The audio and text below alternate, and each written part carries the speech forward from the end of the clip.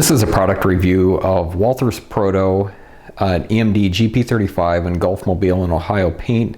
The road number on this unit is 628. These were released in March of 2024.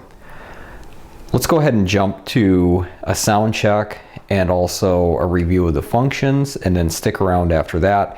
We'll go through the unboxing. There's some really interesting facts about the actual prototype version of this locomotive, and for those of you who are really good sleuths, especially for Illinois Central Gulf, I want you to stick around and see if you can help me piece together some of the history of this locomotive. So enjoy the sound check and we'll be back to do the unboxing. Okay, real quick, you can see that I got the locomotive up on my test layout here. Usually I try not to talk through the sound and function checks. I want to give you a heads up on this one, you guys. So the manual that came with the GP35 that Walthers produced has a DCC function map, and I'm actually showing you a screen capture or a scan of what the function list looks like on your screen right now. This is not correct. What I ended up doing, so I started to do the sound check and I realized that a lot of the sounds, well, number one, they only give you up to 11 function sounds, and there are close to 30 on this particular locomotive. So as I was going through them, I was able to identify that there was more than what was listed. So I went to the trouble of looking up on the ESU website the full list. You can actually look up the sound files for particular manufacturers. So I looked at Walthers GP35. There's actually 30 different functions, actually 31 different functions for this particular locomotive. I've got a screen capture of what the functions are up on your screen here. I also put the link down below in the description of the video, so if you want to go see these, take a look at them. But basically I'm going to run through them, and I'm not going to follow the handout that came with the locomotive. I'm going to follow what ESU says with their with this particular sound file. So let's enjoy.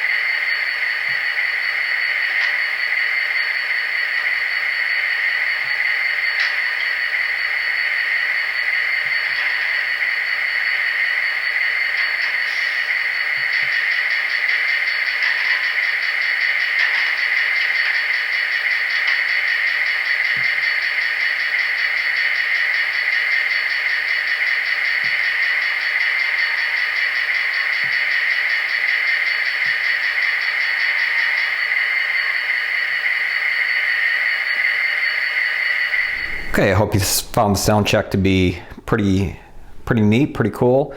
A few different changes on this compared to prior versions, but we'll get into that. So I'm going to go ahead and start unboxing as usual. I'll just talk through the unboxing. This is a Walthers Proto unit. If you've noticed, this is a re-release of this particular locomotive. Originally, or well, one of the prior releases, I don't know if that was the original release, was back in 2018. If you go back and do a search on my YouTube channel, you'll be able to find a review of that release from 2018. Just real quick, packaging does not seem to have changed at all. Still has this outer blister, some documentation that comes with it. Open this up here. I'm guessing one of these is it's parts manual, and then also I'm guessing this one should probably be the function. We'll get to that here in a little bit. So the big difference between this particular locomotive and their 2018 release, this is now equipped with the LoCSound 5 decoders. The ones from 2018 had a first generation Tsunami decoder in there. So I do have another one of these Walthers Proto GP35s. Unfortunately, at this particular moment in time, it still has the original Tsunami decoder in it, so stay tuned. Might have to swap out the decoder on that and put a LoCSound 5 in there. So real quick about the prototype, EMD started producing the GP35s back in the 1960s. These were the successors to the very successful GP30 models. Probably the main differences on this, you don't see a lot of the streamlined hood design that was very visually recognizable for the GP30s. I'm just going to go through here real quick. So with the Walthers prototype and the actual prototype GP35s, so it does have the angled EMD hood, sunshades. Move it a little bit forward here. The prototype was powered by a EMD 567 D3A turbocharged 16-cylinder prime mover. So that is identifiable by the single turbo exhaust stack. This particular unit does have dynamic brakes. You can see the hood there, or the sort of the blister on the middle of the long hood. Probably one of the most, if not the most recognizable spotting features of the GP35 are the rear radiator fans. You have two 48-inch fans. Sandwich in between is a 36-inch fan. So they've captured that real well. I'm just gonna give you a view of the rear of the locomotive. So again, prototypically, this is very correct. I'll show you some pictures of the actual prototype unit here in a minute. I can see the painted handrails in yellow, which is correct. The marker lights below the number boards, the rear headlight. This particular one did have footboards, MU hoses on the engineer side. Again, just get a good look at this. I've always found this particular paint scheme to be very visually striking. The black and white with the gold accents is very remarkable. It really pops, especially on a train locomotive. So firecracker antenna, and again, just a very high quality model from Walthers. So I am zoomed in here on the front trucks. This is right below the engineer seat. So these very interesting on these and some of the GP30s that were produced. These are AAR Type B trucks, and some people refer to them, and I do this from time to time, I refer to them as Alco trucks. What ended up happening was a lot of railroads ended up trading in some of their older Alco units. So in this particular case, from what I could do, or what I found with some of the research, was Gulf Mobile and Ohio traded in some of their FA, FB units, and they ended up reusing the trucks on those units. So these are AAR Type B trucks. They had General Electric traction motors, which interestingly enough, EMD rebuilt to GE specifications. And because of that, because of the gearing, the length of this locomotive, it has a maximum speed in real life of 71 miles an hour.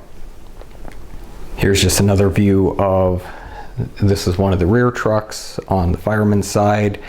So interesting about this locomotive, I'm going to show some pictures up on the screen here. So this is what the prototype looks like. Gulfmobile in Ohio purchased these in 1965. So this particular road number 628 was built in 1965. After the merger with Illinois Central Gulf in 1972, this became part of the Illinois Central Gulf roster. And what I was able to find was this was assigned roster number or locomotive number 2526 for the Illinois Central Gulf. I was not able to find any prototype photos of 2526 for ICG.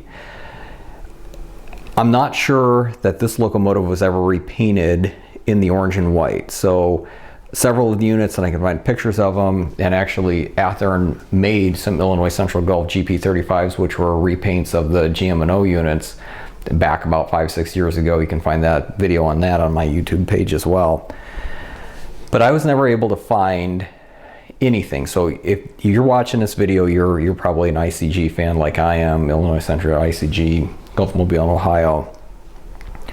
If you know, or if you have any pictures, or if you can direct a web link, please put it in the comments. I'm very curious to see if this unit was ever repainted. And the reason why, and this is where it's weird, the 2526 road number is, you know, that's correct from the standpoint of that's the 2000 series is the renumbers for these units.